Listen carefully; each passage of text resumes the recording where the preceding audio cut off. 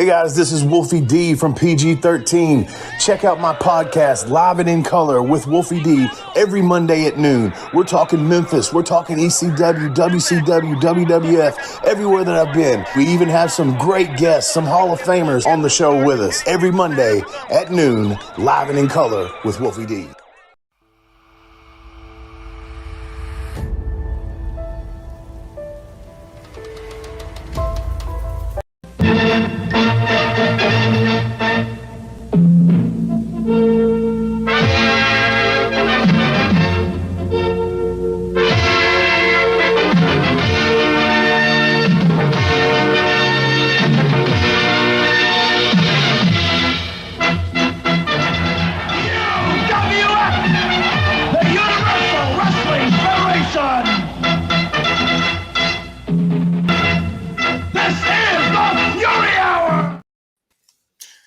Hey everybody, welcome to episode 5 of the UWF Fury Cast. 5. Bless your heart. Yeah, in the words of King Kong Bundy. And how did he never make his way to the UWF? He was sorely missed. He had better sense. He was too busy wrestling for the Juggalos, I guess. But bless your heart if you found this damn thing, because obviously I can't fucking share it hardly anywhere now. But that's another story for another day. But what an episode we had last week. Of course, today we have more blistering action and bruising bouts, or vice versa, however Herb says that. Fury. Exactly. So we got a huge main event today. Everybody knows there's nothing worse than when families fight. And in our main event today, we are going to see family fight. We're going to see fellow countrymen fight. We're going to see two Russians squaring off as Uncle I-van Koloff, my man, takes on Nikita Koloff. And we know that's your man because last week we revealed, there you are with the original WWF Heavyweight Championship. That's the real one, I'm sure, as you're posing there with Uncle I-van back when you used to wrestle with him as the Russian bounty hunter, Bob Koloff. And, of course, you know who I'm pulling for because here, boom, there's me in the Russian Nightmare, Nikita Koloff, and you see I'm holding the one and only UWF television champion, not Herb Abrams Universal Wrestling Federation, but good old Cowboy Bill Watts' Universal Wrestling Federation, the original. Now, some people, dirt sheet riders like Davey Meltzer, I'm not talking about Dave Meltzer, I'm talking about old Adam Michaels, Davey Meltzer, who had a dirt sheet that like 6 people read, would speculate that our main event today is not, in fact, family fighting, that it is not, in fact, Russians fighting. What? That it's, in fact, some dude named Scott from Minnesota wrestling a French Canadian. But that's a bunch of bullshit. That's speculation. We don't believe that. This is two huge Russian men who are related, and it's going to be a family feud taking place right here on the Fury Hour. There's bound to be a clear-cut winner because when somebody takes that sickle, Nikita that is, gives it to I-van, old, broke down, old ancient-ass 48-year-old Uncle I-van is going to be down for the count, and that'll be the end for him. But we get this one kicked off right. What better way if you want to have a Fury Hour, if you want to whip everybody into a fury, whip everybody into a frenzy, get everybody excited, start things off with the wrong foot? What do? You send out this asshole in a painter's hat that looks like he's there to do work on the building. To go open the show up for you. Is that not what you do? That is exactly what you do. Like if that guy were painting my house, I'd be like, put your fucking shirt back on and get back to work. Like, come on, guy. I'm beginning to think this is a rib now, Bob. We've heard him say it in promos himself now 2, 3, 4 times. And now we hear it from the living legend himself, Bruno Sammartino. Really a character, isn't he, Bruno? I love him. I'll tell you what, he's a great guy. He's a nice guy, he likes kids, takes time for his fans, and he's a tough guy in that ring. I think if I were a parent, I would not bring my kids to these shows. I mean, it's like he shoehorns it into every promo because it's like he's like, I love little kids, but da-da-da-da. And then he did it like 2 or 3 different promos. And then it's like Bruno had notes on Billy Jack. And I'm like, all right, well, let's, is this the way he said it? He's like, he's a tough guy. He likes kids. He uses the full Nelson. Like, are you reading his rap sheet or are you reading his bio there? I'm not sure now. This episode starts terribly because the first thing we hear is that Ken Patera has challenged Billy Jack Haynes. And if that's not the stuff of nightmares, I mean, shit. Oh, dear God. Yeah, I mean, as soon as we saw Patera in action, and we'd already seen Billy Jack in action, I'm sure we were all saying a little prayer, whoever it is you may pray to, and saying, dear God, don't let Billy Jack and Ken Patera ever square off in a UWF ring, because that will be brutal. And then Herb announces our nightmares have come true. But then this weird thing starts happening, and then Billy Jack comes out against this jobber and immediately plows him with a German suplex. Then he hits a standing drop kick, and I'm like, who the fuck is this spot monkey for 1990? Billy Jack bringing his fucking moves with a Z. Like, what the fuck is this? He was trying to get that WCW contract he ended up getting. Because there were a couple of spots in here where I was like, that looks a little black bloodish there, I do believe, even kind of heelish to be Mr. Babyface. But like you said, he did get that drop kick in to make up for that god-awful drop kick he did in the Colonel De Beers match a couple weeks ago, where one leg barely made contact just enough that it didn't look like a complete phantom bump from De Beers. But whew, full Nelson spells the end, obviously, because as with a lot of feuds with Billy Jack Haynes, his big feud at WrestleMania 3 in front of 93,000 people was based on the fact that him and Hercules Hernandez were both using the full Nelson. And, brother, there's only room for one guy using the full Nelson in the World Wrestling Federation. And so him and Ken Patera's got it even worse, because not only is Ken Patera using full Nelson, they're both from Oregon. And we know that Billy Jack Haynes has a throbbing heart-on for Oregon. He wrote it on his ass. He puts it across his ass in every pair of trunks he has. But now, Ken's moved on to Minnesota. But he still claims Oregon just to have some heat with Billy Jack Haynes. So, and Herb does inform us during this match they had a backstage altercation over who has the better full Nelson. I bet that was heated. I'm sure. Hey, Billy Jack, I got the best full Nelson. No, you don't. Yeah, I do. I love kids. No, you don't. I bet you don't love kids as much as I do. Tara's like, no, I don't, buddy. Billy Jack's like, that's right. Bet you've never hurled a rock through a fucking McDonald's. I mean, I haven't either. Ken Patera's like, allegedly. That was Saito. Freaking Saito. Bastard. Anyway. You'll hear enough about that in the commentary of the matches. You don't need us to ramble on about that. But anyway, so this match established what they want us to know about Billy Jack Haynes. He likes kids. He likes the full Nelson, and it wins matches for him. So he's also from Oregon. Let's roll right into the next thing. And why wouldn't it be Ken Patera in action? And, Ken Patera, Olympic strongman. We talk about that quite a bit in his matches over the years. And just to show you some of the brute strength and just hard-hitting action from Ken Patera, check out these brutal, brutal knees that he gives in this.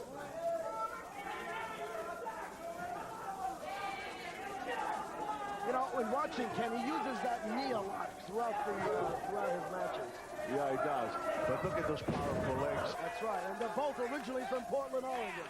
Exactly. Right now he's taking this good old time. He knows that Taki is hurt. Boom. He sure is taking his time. He's measuring his man. He's just looking for the right opportunity to take this one here.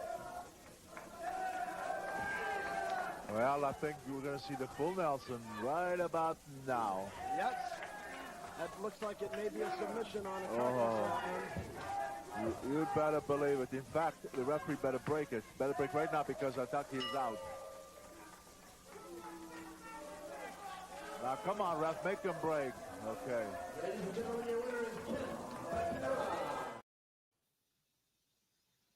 Herb's favorite wrestler, Ricky Ataki, never stood a chance. And with knees like those, it's no wonder that Hoist Gracie didn't fight. The UFC didn't start for 3 more years. I mean, he never would stood a chance. Brutal elbow drops. I think announcer 3D would probably refer to those as ginger ass elbow drops across the chest. My word. Ricky Ataki. Well, yeah, we don't want to go there again, but I do believe that Herb must have gotten some kind of letter from like the Asian Anti-Defamation League or something, because as bad as he was on him the first couple of weeks, he really, I mean, I'm not saying he put him over, but he did at least say, oh, he's a tough competitor, and he's usually, has a good showing, or whatever fucking wording it was. I don't know. It's been a little bit since I saw this one, but definitely changed his tune. That's for sure. So now we're going to hear from we alluded to this last week, that the Golden Greek John Tolos would be here this week. He's about to introduce us. He's going to be here. He's going to be here a lot. Just fair warning, folks. Let's listen here to what Mr. Tolos has to say about his man that we saw. We saw some of him last week. We saw him in action. We saw the brutal bounty splash from the bounty hunter. Now let's hear from John Tolos. You're seeing right. You are seeing the Golden Greek. You people remember the Golden Greek because I told you people for years and years and years that the only way to spell wrestling was T-O-L-O-S. But now I have a new role, a great role, a greater role. I have become a manager. Not only a manager, but the greatest manager ever known in the history of wrestling. I'm going to show you people that the only way to spell manager is the same way as you spell wrestling. T-O-L-O-S. And don't you ever forget that name. All right, now you want to know who's in my stable. Who do I have? Well, I'll tell you who I have. One man right here. The bounty hunter. 6'6", 300-pounder. Who else do I have in my stable? Spivey, 6'10", 320 pounds. And you say, where's Spivey now? Where's Spivey? Spivey's in Greece, in my villa in one of the islands, taking it nice and easy, sunning. And you, my friend, if you can do what Spivey has done to hundreds of wrestlers, be victorious, especially today, against that bumblebee Brian, you too will have your names out lights. Do you hear me? Would you like that? Yeah. You would like that, would you? Yeah. You will listen to me. And we will not only beat that bumblebee, we'll destroy him. It'll be the end of him. You have to listen to me in that ring, and we'll have it. In fact, Brian, let me tell you something. You're going to go down in a fall, brother, and you're going to go down hard. And when they pick you up, baby, you're going to look like the biggest jigsaw puzzle in the world. Pop quiz. How do you spell wrestling? Not T-O-L-O-S. How do you spell manager? H-E-E-N-A-N. So if John Tolos is to be believed, according to that promo, You spell wrestling, T-O-L-O-L-S, and then you spell manager, T-O-L-O-S. That's going to get confusing as hell. We see that. We're not going to know, is it supposed to be wrestling? Is it supposed to be manager? I don't know. They're spelled the same now. So, I did figure out, I'm going to shut up here in a second and let you, because I feel like you have a lot to say about Mr. Tolos. But last week, I knocked that dumbass looking mask that the bounty hunter was wearing. But it all makes sense now. Now I understand why they have this huge mask that hangs all the way down here with no mouth hole. Because in that promo, when he started going,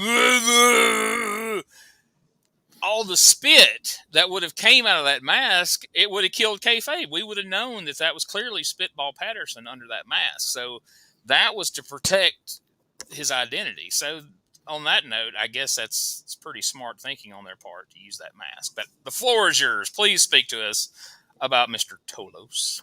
First, let's start with the bounty hunter. I think adding the fucking Telly Blanchard robe to the stupid mask is a great look. And I'm actually surprised that Hogan hasn't bought the rights to that mask, because that could be like the Hulk Hogan, don't date my daughter unless you're in the NBA Grand Wizard mask, only available at the beach shop, brother. You got it. Look great with that helmet on top with the big fist right? on it. He could add it like the Grand Wizard, have the red and yellow robes too, brother. Anyway. I've been watching wrestling since 1986. About the same time you started watching wrestling. Yep. As I've grown older, I've gone back and bought shitloads of DVDs, watched shitloads of stuff on the network, stolen shitloads of stuff off the internet. Same story for you? Yeah. I did a ton of tape trading. All this shit that I had only read about in magazines as a kid, I finally got to watch. And some of it lived up to the hype. Some of it, So let me ask you a question. In all of that you've watched then, all of that you watch now, where does John Tolos rank to you? Fucking nowhere? Because that's where he ranks to me. I was going to say, let's just say this is just an arbitrary number. But let's say if there's 100 managers in wrestling, he's like 102. Okay. What did he mean to you in fucking 1990? Less than that. I did not know anything. I mean, sure, the fans from California that saw his heyday or something, maybe he's great. Apparently that was Herb's, reasoning for bringing him. But I wasn't aware of the dude till he popped up as the coach on WWF for his brief stint. I'm like, who's this asshole? Like, how do you replace Bobby Heenan with this freaking guy? And then later when I went back and saw this, I was like, they saw this and hired this guy? Like, what? Same here. And I'm letting out my anger early because this is only the first fucking time we've seen in this episode. We'll see him, 3 more times? 2 more times? I don't remember. If you watch the actual episode, you'll see him like 3 or 4 more times. I've got 2 more clips because you just have to see them, but there was a lot of him in this episode. So I'll stop being angry and just... So the spelling gimmick is really stupid. Otherwise, the promo was fine. I do have to laugh at... I'm managing Dan Spivey. He's not fucking here. You can't fucking see him. He's hiding in the fucking Greece or whatever. I think He's in my villa in Greece. I think it's 2 more years before we actually fucking see Spivey in the UWF again. Spoiler, sorry. He had to walk back from Greece, apparently. Apparently, he couldn't get a ride. But we'll keep shilling his fucking T-shirts till the end of time. But anyway, so, yeah. Like I said, I'm a little pissed off at Tolos because by the end of this episode, well, we'll say that line later. Keep going. I mean, maybe. I don't know if they think that, that's heat, brother. We'll show him 3 or 4 times and people are going to hate him. But this was, I don't know if I want to watch this anymore, heat, type shit. Exactly. Like, how many times can you show this asshole? So from there, we go to Mr. Wonderful, Paul Orndorff, taking on a gentleman named Matt Starr. And what a star he is. Let's take a look at again. This is just a short clip, but just another example of what a great pile driver Paul Orndorff had. And this guy's a pretty big guy. So when I seen him hook him, I was like, is he going to be able to get him up for this? Is he going to get the height that he normally gets on these things? Is it going to look as good as normal? Well, check it out. You be the judge. He's signaling the fans to the crowd for the pile driver. This is a 285-pound man. And look how long he's holding him up, Bruno. Boom! Oh, it's all over. He can count to 100. Nobody does a pile driver like Paul Orndorff. Nobody. I love the little twist he adds to it a lot of times as well. I think Jerry Lawler and Paul Orndorff have the two best pile drivers in wrestling because, like I say, they get that height on it. They jump with it. Terry Funk, who had a good pile driver, but he just kind of fell back with them. Same with Foley and a few others. I always like Foley when you grab and just do the pulling. Give him the wedgie. I always call it the wedgie driver. I actually really enjoyed this match. Like, the jobber got himself a little heat at the beginning, claiming that Orndorff was pulling his hair, and then Orndorff just beat the piss out of him, gave him the sweet pile driver. They kept it short. It wasn't a 10-minute fucking jobber squash. Like, exactly. Probably my favorite match on the show, if I'm being honest. And I said this about the Bounty Hunter last week based on the color scheme of his outfit. But I was looking at this guy as he was wrestling Orndorff, and as jobbers go, like, he had a pretty good build about him. He looked like a wrestler, and looking at the red singlet and black boots and all that, I was like, here's another guy that if they shaved his head, they could have stuck him with I-van and he could have been another nephew or cousin or whatever. I just felt like if you're going to have I-van around in this time frame, you needed him either a tag team partner or maybe somebody that he could manage and not always have to wrestle, and give him a Russian assassin. Yeah, give him a Russian assassin or a Vladimir, whatever. And guys like that, I think you could have gotten more out of than just having them as a jobber, which, okay, maybe we're proving that wrong with the Bounty Hunter here because, Spitball quickly reverts back to being Spitball. But there was just really, until Steve Ray shows up here in the next couple of weeks, anybody that wasn't a former WWF or NWA guy, they're just going to be a straight-up jobber, and we're just showcasing all these people that in today's society would be looked upon as has-beens. I don't know if people really had that attitude back then at this point or not. But nowadays it would be, you're just pushing all the, washouts from WWF, But hey guys, Ray Russell here, curator of the WrestleCopia Podcast Network, inviting you guys to listen to many of the programs here as part of the WrestleCopia brand, including, but not limited to, the Wrestling Memory Grenade, currently covering the 1988 and the WWF project. You can also listen to the Regional Wrestling Podcast, where we talk the territories, whether it's Jamie Ward with Georgia 81, Roman Gomez with the UWF in 1986, or Gene Jackson covering Memphis in 85. 3 projects going on right now over there at Regional Wrestling. You can also listen to the Wrestling Stoop with the legend himself, Bob Roop. Bob goes back in time each and every week, covering not just his career, but countless stories and interactions with hundreds of wrestling names spanning his 2 decades in the business. But that's not all. You can also check out the Puro Wrestling Academy with the professor of Puro Resu, Mr. Dan Ginnity. Dan and I go back in time and cover the history of Japanese professional wrestling in the English language. And you can listen to all of those shows and more, all part of the WrestleCopia Podcast Network, located over at WrestleCopia.com. That's WrestleCopia.com, and anywhere your podcast streaming needs are met, from Apple to Spotify, Pocket Cast, and beyond. And while you're at it, why not subscribe to our social media guys for all the latest goings on here at the WrestleCopia Podcast Network. Plus, I'm constantly adding old school video clips and pictures from throughout wrestling history. You can follow us over on X, formerly Twitter, at Wrestling Grenade. That's at RASSLIN Grenade. Also, follow and like me, Facebook.com/Wrestling Grenade. And why not subscribe to YouTube.com/Wrestling Grenade. So if you're looking to support that next up and coming podcast brand, please consider making it WrestleCopia. Anyway, moving on. Now, we've seen Mr. Wonderful in action. Well, now we're actually ready to see the Bounty Hunter in the ring against B. Brian Blair. And there was another promo from Tolos. Just imagine the promo that you saw backstage with the green screen behind them. happening in the ring, because it was almost verbatim the same promo.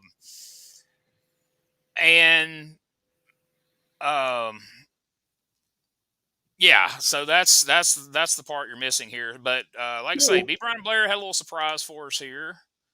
As he comes down, he has a valet now. Her name is Honey. And there you see that outfit that she had on there. And there she is getting out of the ring. And we've actually got a clip. Do you want to show the clip of Bruno and Herb's reaction to Honey first? Or would you like to kind of tell us a little bit of what you know about her from Brian Blair's book? And then we'll show the clip. Your choice. Show the clip first. All right, so here, and I'm sorry the sound's a little low. You may have turned the sound on your computer or TV or whatever you're watching this on, but I promise you it's worth it. Listen to Herb Abrams and Bruno Sammartino react to Honey. Unbelievable. Look at this gorgeous queen bee that Brian Blair has surprised us with here this week. That's Pete Brian Blair's manager called Honey, and she certainly does look like a honey. She sure looks like a honey to me. I wonder if she must have been dipped in a couple of jars. And look at John Tolos saying, what is this? What's going on here? It says, Tolos says, go home where you belong. She certainly does look like a honey. Oh, I would love to hear Bruno like try to rap to some chick after hearing that. Hey, honey, you certainly look like a honey. I am the living legend. Sit on my lap. So after this episode, I went back to, I got it here, Blair's Truth Be Told book, which I'm not trying to pimp it because we're not going to make anything off of it, but very good book. One of my favorite wrestling books I've read, which, I mean, I like Brian Blair. He seems like an interesting guy. Really, really good book. Probably one of the top 4 or 5 wrestling books I've ever read. He said he was looking around the UWF, realized, hey, Savage as Elizabeth, they got Missy Hyatt over in WCW. We have no hot girls on this program. And he said, he was like, I thought my wife was hot. So I went to Herb and I said, hey, we have no hot girls on this program. Why don't we bring my wife in? And he said Herb was immediately like, yeah, hot girls. And so he got the outfit made, gave her the stun gun gimmick, brought her in, and that's how he got Herb to pay his fucking wife a bunch of money to come to the ring with him and travel with him. And then he tells a pretty funny story. Of course, the stun gun gimmick, they wrapped it and got a yellow and wrapped it in the black tape, so it was looking like the bee stinger or whatever. Never had batteries in it. But he does tell a pretty funny story about one night he was wrestling Bob Orton and they decided to rib him. Didn't tell his wife, stuck batteries in it. So when she went to shock him, she shocked the piss out of Orton. Fucking Orton's pissed off. She had no idea. So he said she burst into fucking tears because she hurt Bob Orton. And of course, Orton's laughing about it backstage. He thinks it's fucking hilarious. She's mad as hell. Pretty funny story. So. And we had to go along with that story. Here is a picture of Bob Orton's face right as the stun gun met his ass. Oh, my goodness. There it is. Now, there's the story behind where that picture came from. Now we know what that look was all about. And here's another picture of when I met Brian Blair. What a nice guy. Look at him there. Shaking my Very hand with nice both guy. hands there. But, honey, Blair did good for himself. Hell yeah. As Bruno said, she was quite a honey. So then they wanted to have this match, and it was fucking terrible. Yeah. We've got a clip of. So Well, this first, is. what's your clip of? This is of the finish. Oh, before that, we have to talk about the buzzer. Yes. So at some point during the match, Blair climbs to the top turnbuckle and starts rotating his arms like a fucking bird, which Herb somehow equates to being a bee, and then drops a piss poor fucking second rope elbow. And Herb's like, he did the buzzer. He hit him with the buzzer. Went on for like 10 fucking seconds about this shitty ass elbow drop. But I guess he was a bee because he went like this. So it was horrible. I just wanted to point it out. So.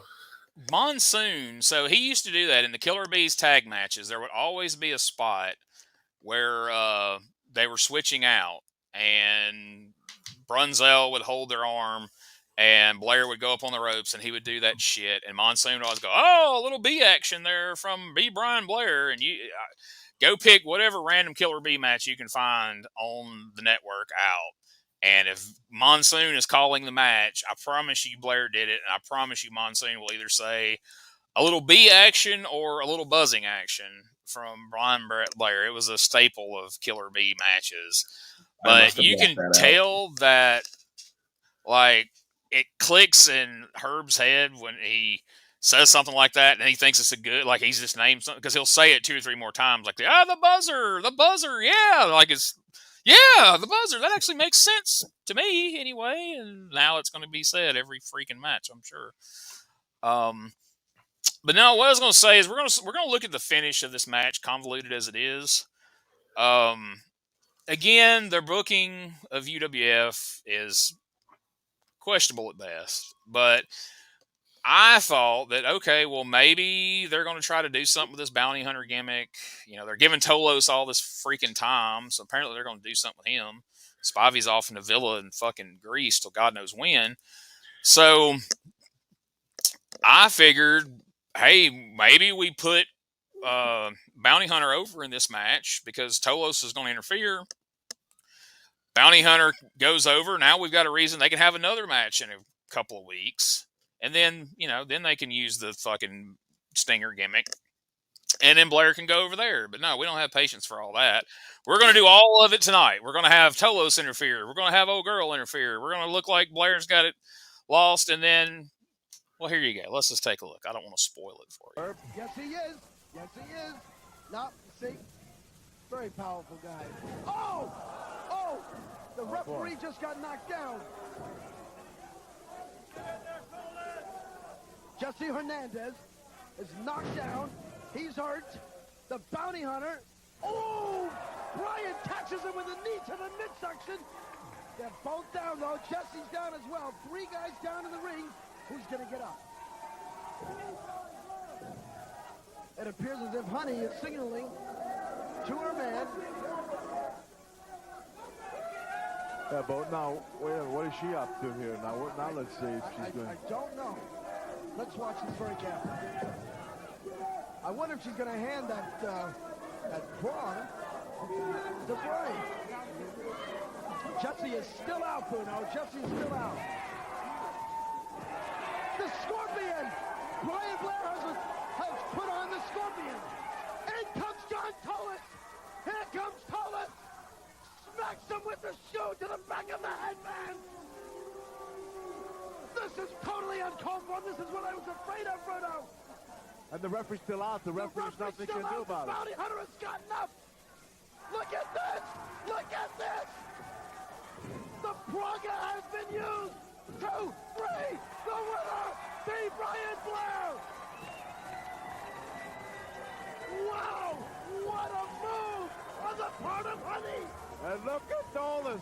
After he used the shoe on B. Brian Blair. Ladies and gentlemen, your winner, Killer B. B. Brian Blair. So all that long, convoluted, almost like an ECW finish as far as all these moving parts, but moving very, very, very slowly. You take that back. Well, I'm just saying, you know, like ECW had these layered like every finish we've seen on here has just been simple. It's been either a roll up or a fucking DQ or a count out. That's pretty much all it is. But here we've got, you know, he blocks the bounty splash. Then we awkwardly apply a half-ass Scorpion. John Tolos comes in and hit him with a shoe, and if he had raped Honey in the middle of the ring in front of God and everybody, Herb could not have been any more. Oh, my God! Bruno, he hit him with a shoe! He hit him with a shoe! Jesus, Murphy! And then, okay, well, here we go. We're going to get a little heat for one. We're finally going to get he'll get over, gets a heat. No, we're going to shock him in the ass with the damn shock stick and a awkward schoolboy roll-up for the pin. But to Bounty Hunter's credit, he sold his ass all the way out of the ring. He hobbled up the aisle holding his butt cheek. So First of all, Ray Charles could have seen that fucking ref bump coming. It was bad. Yeah. Blair only took 2 tries to get the Scorpion this week. That was pretty good. He's getting better. But it still looked awkward as shit. Well, I mean, it was still terrible, but he only had to readjust twice. I mean, he's getting there. I didn't even see Tolos. I thought Tolos punched him. I didn't realize he used the shoe. So I guess that's a little better than I thought. And then, yeah, I guess the ass stunning was. But I mean, why? I mean, you've got to clearly you have to fill time. Oh, I get the stinger aspect of it, believe me. But I mean, you've got all this time to fill on here. Clearly, you're hard up for matches. Like, why did you combine all that into one clusterfuck of a finish? Like, why could you not have had him hit him with the shoe, get a cheap win there, and come back for a fucking rematch? Well, number one, because they weren't going to tell Blair you're going to lose. None of the names were ever going to fucking lose. It was ridiculous. I mean, if he wasn't going to put Spivey over, he sure as fuck wasn't putting over Spitball Patterson in a fucking Hulkamania clan mask or whatever the fuck that is. Brother. But his brother. Don't call me racist, brother. I team with Mr. T, okay? So she can date him as long as they're in the NBA, brother. Yeah, they got to back it up with a paycheck, brother. Well, you see, we really had to get to the important after-match part of this to get Tolos over more. Yeah, because if Tolos wasn't outraged, he couldn't cut this promo. Pay attention to this one, and I did cut some of the end of it off. It was like a 2-minute promo. I cut it down to 1:07. But pay attention and see if you notice anything strange about Mr. Tolos' promo here, and see if you think that this promo could air on current TV as is, and then we'll discuss on the other side of why it probably couldn't or shouldn't. Wow, I'm going to tell you something, man. I've seen a lot of things in my day, man. I've been around a corner a couple times, but I have never in my life seen such a stupid individual as that bounty hunter. You know what the bounty hunter means? I'll tell you what it means. It means to get your man and go and get him. What does he do? He gets a kiss from that Scorpion at ringside, Brian's girlfriend or whatever it is, and he melts, and then she puts him in his little honey pot, covers it, and 1, 2, 3. Can you imagine that? I can't believe such a stupid ignoramus. What's the matter with that guy? I'm telling you, man. Boy, Spivey would never do that. My stable would never do that. But only you, the headhunter. The headhunter, that guy couldn't hide Easter eggs, and he couldn't even find them. The headhunter. You be ashamed of yourself, man. Get a gun and shoot your brains out. I'm still after you, Bumblebee. I'm still after you, and I'm going to get you good.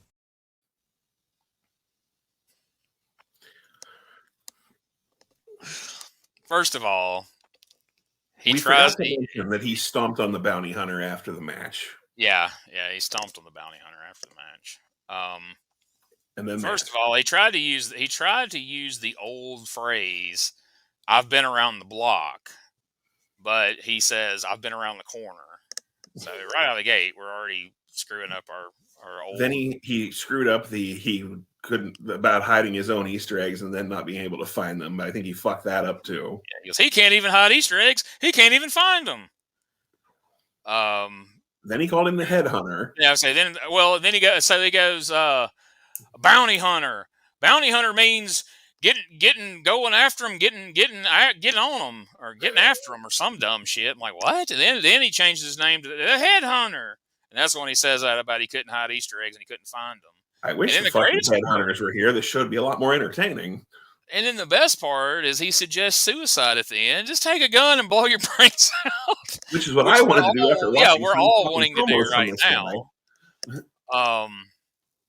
Holy crap. I mean, and he's going to be a big part of the show going forward. Yeah, he invokes Spivey's name during this, who again, don't hold your breath on seeing Dan Spivey. You can buy a T-shirt of Dan Spivey, but you're not going to see him on the show. You're just going to hear him referenced frequently. $12.95. But things are about to get better. Things are about to take a turn and are going to pick up. I have one other thing I'm very upset about. All right. When she zapped him in the ass, where the fuck were those mounty sound effects like WWE used to have? Yeah, they couldn't even be bothered to put in the sound effects because Right. I mean that's what really sold it for me. Is like, well, that's real. You can hear it. Exactly. Because those things obviously are loud enough to fucking you hear it through a whole arena. Of course. I mean, that's how you know it's legitimate. But yeah, exactly. they didn't even bother to put in the sound effects. None of that. It's like this promotion is cheap.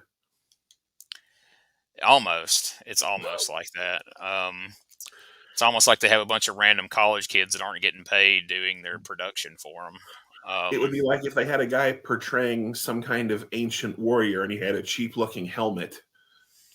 Well, you think he looks something like this? Is that what you're implying right now? That could be what I'm saying. All right, folks, look at this asshole right here. Now, I just complained a minute ago that everybody that you see that's getting a push on UWF is either a former WWF star, former NWA/WCW star. So Herb's like, all right, fat guy, I hear you. I'm going to go out and I'm going to find somebody new. I'm going to make a star. And this is what he comes up with. The Viking. Now, the Viking is actually Tony Holm. I don't know. I'm not sure how you pronounce his name. Holm, that's how I've heard it said. I believe that's correct. And there he is after he takes the goofy helmet off and shit. He's got the furry boots on because apparently to be a Viking, as we would find out later on with the Berserker, you got to wear furry boots. That's part of the deal. If you look across the ring, right over there, almost blocked out by the referee. That's how impressive he is. That's the Patriot. Now you're thinking right now, boy, Dale Wilkes looks like shit in 1990. It's not even the Tom Brady Patriot. That's not even the Tom Brady Patriot. You know what Patriot that is, fans? That is the Davey Meltzer, Adam Michaels Patriot. That's right. Davey Meltzer took a break from being the namesake of Dave Meltzer to be a masked jobber against the Viking. Can you do me a favor? Can you post the first picture back up where he's got the helmet on? That looks like if fucking Trauma made fucking Thor. With the toxic people. Sorry, I just thought of that. I had to see it again. Fucking Lloyd Kaufman's like, hey, can we borrow that guy? I could absolutely see that happening. Sorry. But right now, we can't show you the whole match because it's more action than anybody would be able to bear. But we are going to show you the closing moments of Can the we Viking talk about the opening of the match for 1 second? Oh, yeah, too? please. Yeah, I don't mean to jump ahead. The Viking comes out and starts beating on the jobber with his fucking terrible offense. And Herb is going on and on about how he's seen this guy injure so many people overseas. And he keeps going on. And he's like, yes, I've seen this guy beating up many people in many, many countries. And finally, I think Bruno snaps. He's finally had enough of all the fucking bullshit of Herb fucking going on and on endlessly. And there's silence for a second. And then Herb starts in again. And he's like, I've seen this guy beat up people in all these different countries. And Bruno goes, which countries exactly? What country? Be specific. Yeah, he's specifically which country. I actually wrote the exact quote is, which country specifically? And you hear Herb fucking dead silent. That he's not buying this like shit anymore. And then, hang on. Okay, now show the clip, and then there's the other part where Bruno fucking gets fed up with it. Sorry. All right, so here we go. This is the closing moments of the match. And here's the Viking. Body pressing him over his head. Military press. Look at them. Pressed it. Whoa! Oh! My. Oh! Slammed him on a top rope and big out. Wow, look at that. Pressure on that. 2. 3. It's all over. Ladies and gentlemen, your winner, the Viking. I'll tell you, the Viking. Oh man, that was brutal. We may have just seen the end of Davey Meltzer's career right there.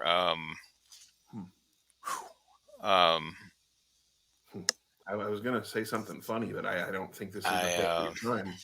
Yeah, I didn't take a clip of it, but after that horrific move that we just saw, the Patriot was loaded on a stretcher. He was carried out and taken to a local medical facility, if you will. And I don't know that we'll be seeing the Patriot or Davey Meltzer again, but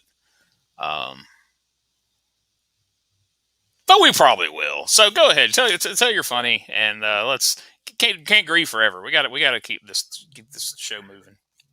So yes, after the devastating elbow drop that you just witnessed, which they fucking did a stretcher job for, Herb screams out, "I don't think he's breathing." At which point Bruno, again, sick of this shit, goes, "Of course he's breathing." At which point Herb continues to try to be like, no, I don't think he's breathing. And fucking Bruno's like, the motherfucker's not dead. Like, he doesn't say those exact words, but like, I love how, like, we're on episode 5.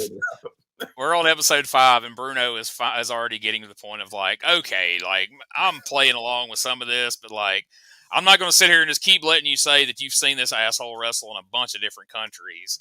And we're not going to pretend like this guy just died from one elbow drop. Like, come on, man. Give me a break. Like if you were going to kill somebody in this episode, it should have been from Billy Jack's fucking German suplex or Orndorff piledriver. I mean, the press slam that fucking the Viking did earlier in the match looked worse than the goddamn elbow drop. I mean, even Patera's full Nelson as the guy's laying on the mat as if he's asleep. And he's like, oh, God, he's got to let that go, Bruno. He's got to let that go. And he's like, okay. So anyway, thoughts and prayers for the Patriot. So next time you hear somebody say that The Rock's the only guy that could get an elbow drop over as a finisher, the Viking got it over like death in the UWF. He should have called him the Executioner instead of the Viking, because he killed that poor bastard right then, and we were all witnesses to it. So that brings us to the Captain's Corner, your personal favorite. I know each and every week you love you some Captain's Corner. Since the fans have been subjected to 2 John Tolos promos, I'm not going to show any clips of the Captain's Corner. This is actually the first one I didn't hate. And it wasn't terrible, but that's why it's really not fun to show it, because it's like, it wasn't great, but it wasn't terrible. It was just like, I mean, that's what you would expect that to be. Albano actually shut up and let I-van, talk about his issues with Nikita. And then he eventually starts butting in at the end, and I-van completely fucking ignores him and just goes back to promoting the fucking match with Nikita and shuts down Albano's bullshit. Exactly. So if you go back and check out this episode, or you watched it ahead, I mean, that's how a professional does it. Like, even if they've got a buffoon next to them trying to shoehorn their way into it, they just plow through it and get done what they need to get done and ignore the guy. So kudos to Uncle Ivan there for getting through that. That's how Gene gets through these episodes. And I pointed the wrong way. Shit. Gene over there on the other side of the room. We've got, from there, we've got an Orndorff promo that was actually pretty good. I throughout the series, I don't really see Orndorff doing bad promos. There was a horrible the title again. He mentions the non-existent title, but that's going to happen. Patera had a shit promo. I didn't bother to clip it, because that was fucking terrible. It's not even fun terrible. It's just shitty.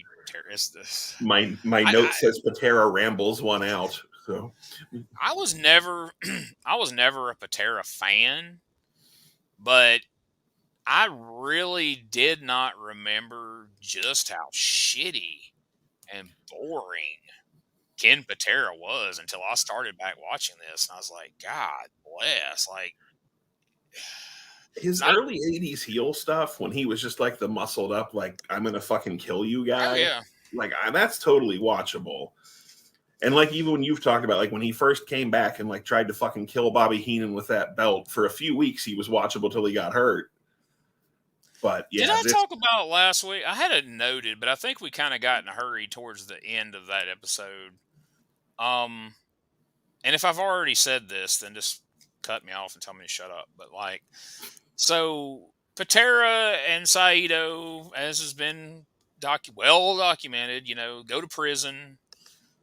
They either threw a rock through a McDonald's window, or at the very least, they beat up like 8 cops by themselves in a hotel lobby or whatever transpired. But the man goes to prison. It's pretty well national news. People know about it. And Patera was always a natural heel. Like you said, the bleach blonde, muscle head. You go back and watch the Ken Patera story on the WWE Network. I got a signed VHS copy of it over there. Nice. He signed at a convention. And when you watch the early parts where they're showing him with Heenan and him like on TNT and stuff like that, he was a great heel. And he was, good strongman heel in the ring. I didn't understand the concept of bringing him back from prison as a babyface. It's like, why would you not just play up like, this man's a fucking convict and he's been locked up for 2 years and he's pissed off and he's here to take it out on everybody. Right. And roll with that. But instead, you try to make him the sympathetic babyface, and then when Heenan's out there talking about, you jailbird, you piece of shit, you're like, yeah, pretty much. Like, fuck this guy. Yeah. And then he tries to rip Bobby Heenan's head off with a belt, and you're like, put this guy back in prison. He's a lunatic. He just tried to commit murder. Superstars of wrestling at 5:30 on a Saturday afternoon. What are we doing? I just never bought him as a babyface. He didn't look like a babyface. He didn't talk like a babyface. I know we did watch that rambling, ridiculous interview with Mean Gene last week where they beat him like a redheaded stepson to try to get heat on him, but it didn't work. Ginger attacks, man. But I to this day I didn't get it. He went to AWA and they used him as a babyface there. Him and Brad Reagan's as a tag team, which is just like, at least they stuck him with someone that made him look like a fucking charismatic master. You ain't kidding. I mean, that is just human freaking, like, nothing puts me to sleep quicker than, I tried to watch, like, I was flipping through on YouTube and there was a tag match with him and Reagan's and him against like the Destruction Crew. And I actually liked the Destruction Crew in that era. I would have loved to have seen them come to the WWF in some variation of that gimmick. How my tag team, the last bastion of hope of AWA, the Destruction Crew, ends up as the freaking Beverly Brothers, angers me to this very day. And that's a rant for another day. But anyway, he's here as a heel, and rightfully so. Fans are chanting jailbird. Fans are making fun of him. And the matches are just boring and shitty, like those terrible knees he was throwing in the match. Like, this shit looks weak. Oh, and then it's like, okay, well, you think, and again, I know this is all the coke-fueled mind of poor Herb Abrams, but it's like most bookers like, okay, who can we put him in the ring with to maybe cover some of that up? Maybe they can bump around him a little bit and make something look like it's happening. Oh, let's put him there with Billy Jack Haynes. Let's just lean into the, the shittiness. Sorry, I'm looking on my phone trying to figure out how old Patera would have been at this point. That's a good question. 43, 83. He'd have been 47. So he's a year younger than I-van, which, if you put them side by side, as old as Patera looks here, I-van still looked 20 years older. That's true. But the fact is, I-van's put on better fucking matches so far. Yes. I-van come off the top rope with a sickle. By God. So I've only got one clip of the main event. and it wasn't a bad match. No, it was way better than I expected. It was better than it had any right to be. But let's take a look, just a very short clip from the match. This is something. Here's Oh, boy, right here, ringside. I-van has just fallen in front of us. what a clothesliner, driving I-van Koloff right outside that ring. Nikita's grabbing that chain of the Russian bear, I-van Koloff. I chose that clip for a reason, because I've noticed something 3 or 4 times in our UWF watching, and I haven't managed to get it in a clip. I think he said it in one clip last week, and I forgot to point it out because there were so many other points to make about it. But I've been picking up on it here and there, and it's really obvious right there. Have you noticed that Bruno always calls a clothesline a clothesliner? He puts an R at the end. No, I did not. Listen to this. I'm going to play this again. It's only 16 seconds. Listen to this. This is something. Here's Oh, boy, right here, ringside. I-van has just fallen in front of us. what a clothesliner, driving I-van Koloff right. Yes, he did. And he'll say it almost every time. I've called it in several other matches. He'll say clothesliner almost every time, which is funny to me. So would that make it a sickler? No, it's a sickler, Bruno. Earlier in that match, fucking Ivan hit a diving double knee drop that had me going, what the fuck? Because again, he's 50 years old and looks like he's 90 years old. So I was impressed by that. And then my other question was, why the fuck did the main event have a 10-minute time limit? I was about to say, we've had double countouts. We had that weird count out with Orndorff and Orton. Disqualifications.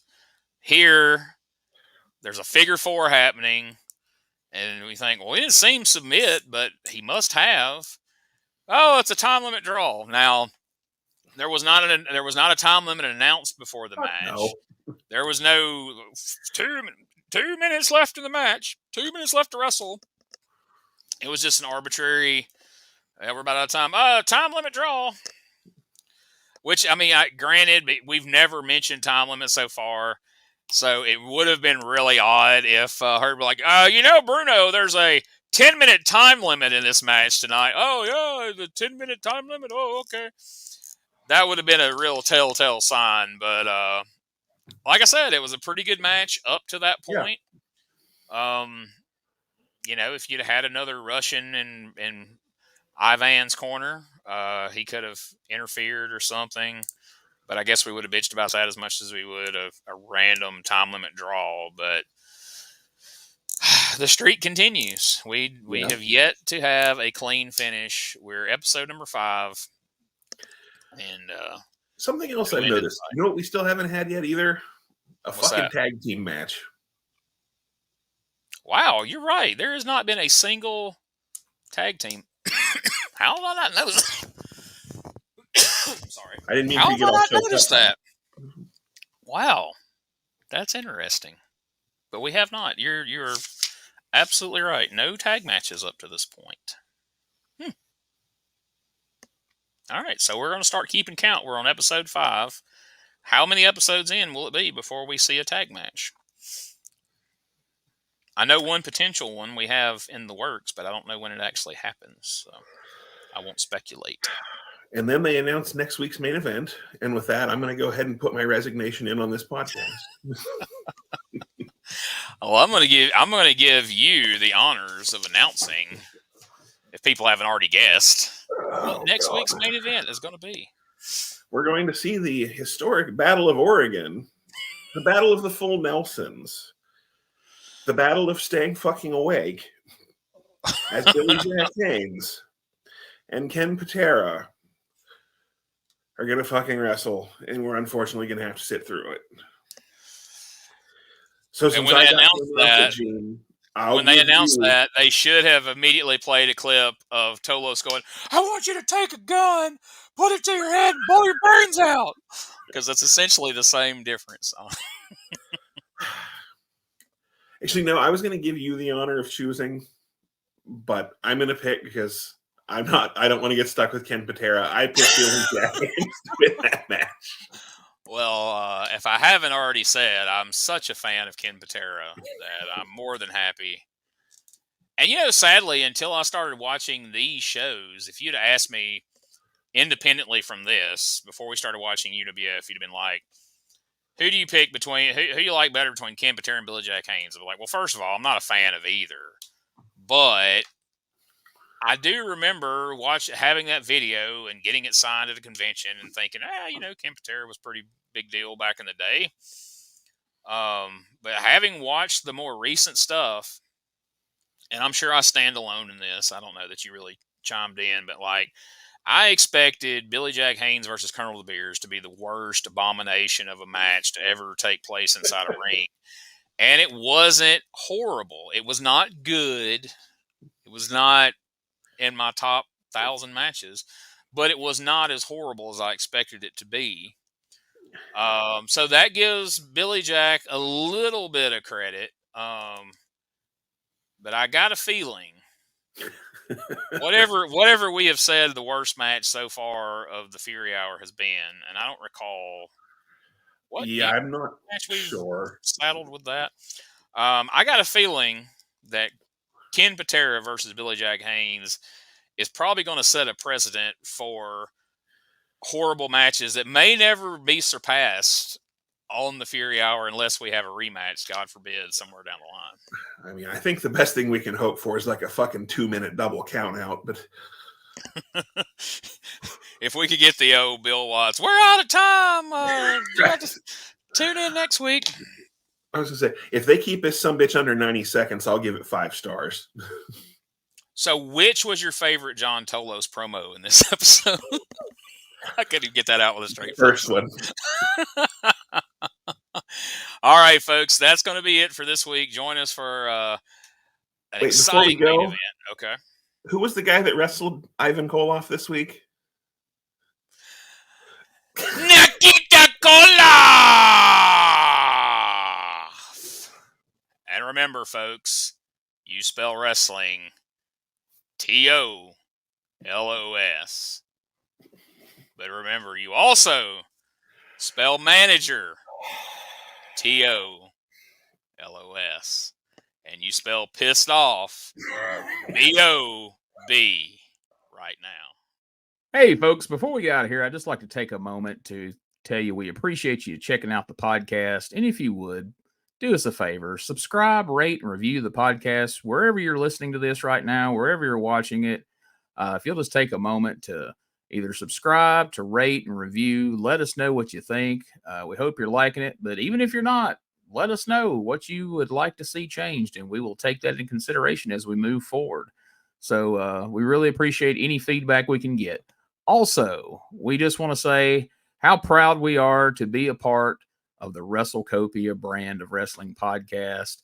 Ray Russell brings you something for everyone over at WrestleCopia.com. Check out all the great wrestling podcasts available over there right now. And for all things related to the Retro Wrestling Review Podcast, you can go to USWApodcast.com and you can find links to everything we have there, our Facebook, our Twitter /X, our TikTok, our Instagram, our merch store. That's right. We've got shirts, we've got hats, we've got phone cases, we've got all kinds of great stuff. And it's all right there at our store. And you can find a link to it at USWApodcast.com. There's a link to the YouTube channel we're associated with, the Retro Wrestling Archive. You can find all that there. And if you have questions for us, if you saw something on the show that you have a question about or a comment about, if you've got some info to answer a question we have, or you had a question you want us to read on the air, if you want to work out an ad swap, if you want to have any kind of communication with us, you can go and send an email to uswapodcast@outlook.com, and I will get back to you just as quickly as humanly possible. And if you're a fan of Dangerous Conversations with Doug Gilbert, and if you've heard it, I know you are, check out DougGilbertPodcast.com for all things related to Doug's podcast. You can find links to our Facebook page for the show, our Twitter. You can find links to Doug's social media, his Twitter, his Facebook. All that's available there, plus a link to the YouTube channel.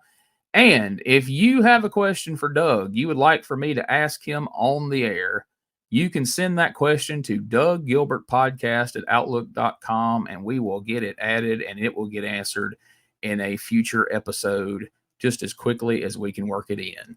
So we appreciate you listening. Thank you so much, and we'll catch you here next week for more.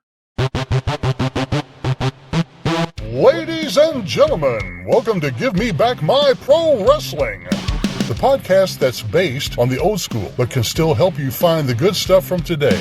Jimmy Street and the Plastic Sheik, Jared, are the undisputed tag team champions of the wrestling podcast world. From thought-provoking topics to superstar interviews to action figure expertise. This team does it all, and all they ask is, give me back my pro wrestling!